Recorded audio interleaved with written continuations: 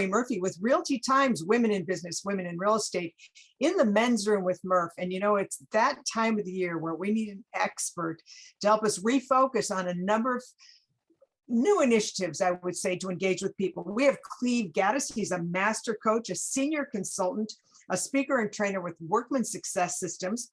He works with America's most profitable teams on the planet. And the reason for that is he specializes in family-owned brokerages, and he navigates those challenges that come with that. He also hosts a weekly radio show, Go Gaddis Real Estate Radio, a weekly show on AM 920, The Answer in Atlanta. He's in Atlanta, Georgia. That's true. Come a long way, Cleve Gaddis, in selling vacuum cleaners door to door, but it taught you some great things. We're working on a new rhythm of communication. So you have B buyers and you have C buyers. Those B buyers are people who need to buy or sell in less than 90 days. And I know you already know that. The C buyers are people who are going to buy or sell in more than 90 days. The distinguishment between a C and everybody else in your database who is also going to buy or sell in longer than 90 days, because 12 years is longer than 90 days. The distinguishment is those C's have told you they're C's. They've told you they're looking to buy or sell in longer than 90 days. And so the type of communication that goes with each one of those prospects is very different. And most real estate agents just use the same communication for everybody every day. And they wonder why on earth nobody is responding to them. And so here's what the most successful teams in the country are doing. They are taking all of those less than 90-day prospects. Those are the Bs or the nurturers or whatever you call them in your CRM. And they're using a very specific, and I'm using the word specific to help you remember the name of the follow-up, but they use what's called specific follow-up. And so somebody is going to buy in less than 90 days. You're following up on a specific property and a specific feature. So it sounds something like this. Hey, Terri, Cleve Gaddis calling from Realty Times Real Estate. And I want to make sure you got the listings that I sent you this morning. Did you receive them? Yep, got them. Fantastic. I wanted to make sure you noticed the house at 1234 First Street. It's the one that had that beautiful rust color red front door and the amazing play set in the backyard. I thought about your two grandkids when I saw that. And I think maybe you and I need to go take a look at it. Do you have time available tomorrow at 11? I'll make time. So it is specific. So when, so what's interesting, Terri, is that when you're using specific follow-up, you are solving one of the biggest problems for a real estate agent. And that is the consumer's lack of belief and understanding of what you bring to the table. Because in many cases, they're finding all of the listings and you're just going and showing the listings. But when you start to use specific follow-up, they are getting this feeling every time you talk to them that you are driving the process because it is a specific home, specific feature. Now, if you don't want to talk about a specific home because you're not ready, it can be a specific neighborhood and a specific feature. It could be a specific school district and a specific feature of that school district. Maybe it is, I want to talk to you about the Duluth High School District, and I want to make sure you know that they just won the blankety blank award for so-and-so. It's a specific property, a specific something, and a specific feature. And when you do that, you are going to cause the consumer, you're going to cause that prospect who doesn't know you from Adam, you're going to cause them to think you care more for them than anybody else does, and that you're in the process of leading that process, if that makes sense. I like that. I like that. That's great. That's terrific because it makes more relevance. Absolutely. Now, then you get to those C prospects where you can't have those same conversations with C prospects. Because see, it doesn't, if you call and talk about a specific property and a specific feature to somebody who's going to buy a home in a year and 3 months, they might think you need some psychiatric help, not meaning that they're going to think you just are trying to find a way to make a commission. And you don't want them to think that. So with those prospects, the most successful teams in America do what's called market general follow-up.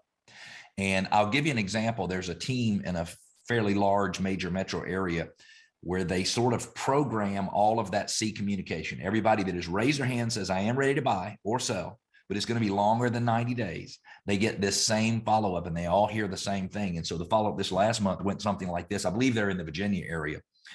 And it said, hey, Terri, Cleve Gaddis calling from Realty Times Real Estate. And I know you're looking to buy in January of 2023, and that is fine. We'll be here whenever you're ready. But I wanted to let you know that I was doing some research the other day, and I came across something that really blew my mind. As of the end of October of this year in our market area, there is 53% more houses on the market than there were at the end of March. Now, I'm not saying that should change anything about your decision making. I just want you to know everything I know about the market. So you know what, Terri, let me know whenever you're ready to move forward. And if I can help you in any way, call, no cost, no obligation. Okay, so there's your statement of value. That tells me three things. One, you're working on my behalf. You're paying attention. I'm not just a name in your database, and you really understand my needs. And I think that is a winning combination. Or I'm trying to. And the reality is, Terri, that I can't make that communication land specifically with everyone. But if I can genuinely try to serve you, then number one, I have a lot more motivation to stick with calling people. Meaning, if I'm helping you, I'm rejection proof, because if I'm helping you and you reject my help, you're not rejecting me.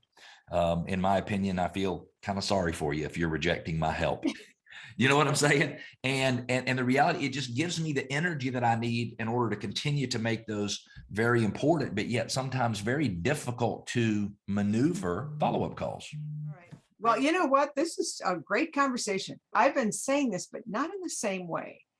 I'm saying that if I say, hey, Cleve Gaddis, I know you're not ready to buy until like June of next year. Just want to let you know, I actually went into a house today that I think would fit your needs based on what you told me, especially because there's that place out in the backyard. But you know what? I'll send you some pictures. I just want you to see what I've been seeing so that when you're ready, you'll have an idea. I mean, that was, but what you said was the specific versus the general market. And then, like you said, I never thought about it on the other side for the realtor. So good for you. So, and what's interesting is we need to come up with more ways to, instead of focusing on ourselves, because it's really difficult as humans for us not to focus on what we need. Terri, have you ever had a situation in life where you started thinking about something you had or something you didn't have that you either didn't want or you did want? And it was almost like those little circles kept getting smaller and smaller around you, because the more you focused on the problem, the bigger the problem became. And so we all freaking have problems we deal with. We have kids that don't always behave the way we want. We have church organizations that sometimes make us feel great, and the other times they make us feel like the worst of all of the sinners. And we have all of these things. We have businesses, and we're responsible for making money to pay the bills, to support ourselves and sometimes those around us. And the reality is that I have decided moving forward that it is my tendency to look inward. It is my tendency to be self-centered that I need to avoid. And I'm not saying I'm any worse, or I'm not any worse than anybody else when it comes to that. And I'm not any better than anybody else. I'm just me. I'm just human. And so the best antidote for being angry or being sad or being in a difficult emotional place, the best antidote is love. And in my opinion, the way to give love to other people is to serve them. And so if we really, as real estate professionals, get serious about serving other people, helping them regardless of whether or not there's an opportunity to do a transaction, makes all the difference in the world. So I am committing in 2022 not to be the selfish version of Cleve, but to be the more giving version of Cleve, the one that truly wants to help other people be successful in the world, because I believe there's a lot of people out there who need help. And if we're giving them what they're looking for, I believe they'll feel very connected to us. Thank you so much for sharing that new way to prospect with specificity, drill down to specific specificity. And I'm Terri Murphy for Realty Times. That was your hint for how to build your new business plan for 2022. Thanks for joining us.